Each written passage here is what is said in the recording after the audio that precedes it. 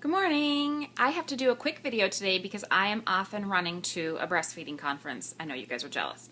So what I wanted to do is just quickly go over how to read ingredients rather than just the percentages on a label. So here we go. All right, so I got some things out of my cabinet, and yes, I know you're surprised to see some of this stuff in my cabinet, like frosting, but we do have occasional treats now and then. And since I was already spotted with the Hershey's syrup in my refrigerator, thanks to Mike and his son, I'll just go ahead and show you what else I might have around. So what I want to point out to you is just that you can't really only trust the carbohydrate, fat, and calorie content on a package label. So if you look at this light dressing, light Caesar, this is my husband's favorite. And he started using this because he wanted to be healthier. So if you look on here, and it's a little blurry, sorry, the total fat grams is only 6, but the carbs are 3. Now why in the world does salad dressing even have to have carbs in it? And 2 of those are sugars. There's 550 milligrams of sodium. So when you look at this overall label, it doesn't look so bad. I mean, 3 carbs isn't so bad. It's when you look at the ingredients up here, and I'm going to just read to you what these say.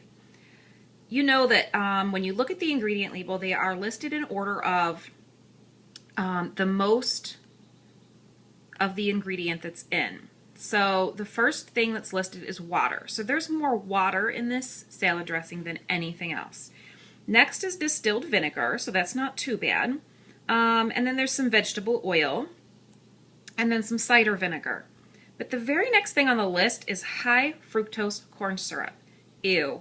I try to avoid this anytime I can. There are people out there who say high fructose corn syrup acts just like sugar. And I have to tell you, I disagree. I think the body processes it differently. I don't think the body can recognize it as much as a natural sugar, and I avoid it at all costs. And then there's a lot of other ingredients down here that I don't even recognize. I couldn't even pronounce some of them. So the first thing I want you to do next time you go to buy something that's packaged or processed is just pick it up and look at the ingredients and see if there's anything there that you would be concerned by. I'm going to show you my ketchup bottle. I have found a ketchup bottle that does not have high fructose corn syrup in it. Now, that's not to say it doesn't have sugar in it. It does. There is tomato concentrate from red ripe tomatoes, nice description, distilled vinegar, and then sugar, salt, onion powder, spice, and natural flavors. So this ketchup is actually a great one to get. It has a little sugar in it, but none of that high fructose corn syrup. And one of the ingredients in ketchup is sugar, so you're not going to be able to completely avoid it. So this isn't even an organic brand. It's Heinz, and you can find it anywhere. All right, I briefly mentioned this the other day. Nutella. Nutella. I love it. I love the stuff. 12 grams of fat, though. That's not what I worry about as much. What I worry about is the 21 grams of sugar. The first thing on the ingredient list here is sugar, and then palm oil, and then hazelnuts and cocoa. So, you know, when it claims to be a balanced breakfast, what you're eating mostly is sugar and oil. Doesn't that sound delicious? Yes, it doesn't have a lot of artificial colors or ingredients, but that's a lot for a breakfast food. This is a package of frosting. There's only 5 grams of fat in this serving of frosting and 17 grams of sugar. There is less sugar and less fat in this can of frosting than there is in this can of Nutella. So just go ahead and have frosting for breakfast. I did find this Justin's chocolate hazelnut butter. Now the consistency is different because there's not as much oil and sugar in it. The first thing on the ingredient list is dry roasted hazelnuts, dry roasted almonds. Almonds have a better consistency when they're ground, so that's why there's almonds in. And then there's organic evaporated cane sugar, organic cocoa. And then they use a little bit of organic cocoa butter to help smooth it out. And then you have the oil. So it's totally flipped. The hazelnut is the primary ingredient in this one. I tell you, the taste of this is delicious. It's just not as spreadable. But for this, I'd much rather have it. The fat grams are higher, but the sugar is only 7 grams. Don't worry so much about fat. Worry about that sugar. That's what's getting us. Same thing with this. Here are some dried cranberries infused with some blueberry juice, which is fine, except that cranberries is, of course, the first ingredient, but then sugar. Whatever happened to dried fruit? This is what I found at the health food store. Yeah, it cost me $5.77 for this whole bag of cranberries. Just about the same price as a bag of these, but I got a lot more cranberries out of the deal, and I didn't get a lot of sugar. This is just cranberries with unsweetened apple juice in it. I checked with the store owners. That's all the ingredients that were in here, and they are delicious.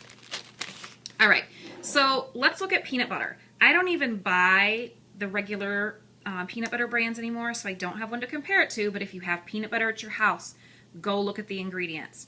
Just because it says natural on the front does not mean that it only has peanuts in it. Check on the back. The Skippy, the Jif, the Peter Pan, some of those natural peanut butters actually have sugar blended in. Who needs it? I don't. So if you look on this one, this is Teddy's, and I love it just because the consistency is so good, and it's not as expensive as some of the organic brands. The ingredients: roasted peanuts, salt. That's it. The only thing you have to do with this is stir it up before you eat it. All that sugar and stuff in the other peanut butters is to help it be more spreadable. All right, let's talk about chips. My husband came home with a bag of baked Lays the other day, and the baked Lays, if you look at the back, there's no potatoes in them. They're all fake ingredients mushed together to look like potato chips. Disgusting. Don't eat them. These are regular old corn chips, and it's made with corn, vegetable oil, and salt. 3 ingredients. So I would much rather have a few of these, they're $2 only, than some sort of mush mash that's turned itself into something that looks like a potato chip. The best option, though, go find those sweet potato chips. You can get them at most of the grocery stores now. They are so good. But check the ingredients again. Make sure you're getting a good brand. All right, so here is some cereal. We're not huge cereal eaters in our house, but we do keep a little on hand at times. This is just a plain old box of Apple Dapples. It's a Hannaford brand. I won't tell you who bought this and brought it into our house, but it wasn't me. If you just look at the calorie count, it's only 100 calories. Not so bad, right? Well, when you look, you've got 11 grams of sugar. And you come down to the ingredient list. Look at that ingredient list. It's huge. There's a lot of things I can't pronounce. Niacinamide, pyridoxine hydrochloride. But what concerns me most is the turmeric color red 40 and blue 1. A lot of the artificial colors are known to cause issues in small children. They are known to cause allergic reactions, and they build up in the body. They aren't processed well, so they tend to stick around. Avoid artificial colors when you can. It's okay to have them every now and then, but it's not good to have them every day in a bowl of Apple Dapples. All right, so I just want to show you this. This is Corn Chex. It's not even an organic or a special cereal, but it's much better. It does have whole grain cornmeal. Yes, it has sugar, but it's only 3 grams of sugar. It's 120 calories, but you're not getting all of those artificial colors. There's a little brown sugar syrup in it. Otherwise, you've got just a few ingredients here. Not a bad option if you need to have a cereal for on the go. Okay, so that's just my brief intro into how to read a label. There's much more to it, and if you guys have any questions about how to read a label and what to look for, please let me know. Most importantly, look at the sugar content. You'd be surprised what things out there have a lot of sugar in them. Know where your food comes from. Don't buy something that has to go through a lot of processing and get a lot of colors added to it to make it look good. The other thing that I want to mention is a lot of times you see foods with enriched with something. That's usually because they've already stripped the food of its natural nutrients. You don't want it. Try to find something that naturally contains nutrients that still preserves them.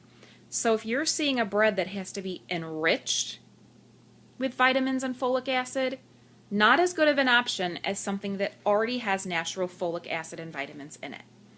So that's all for this morning. I'm off to my conference. I hope you guys have a great day. We're almost there, almost into the weekend, and then we'll have Monday and our challenge will be done. Have a great day.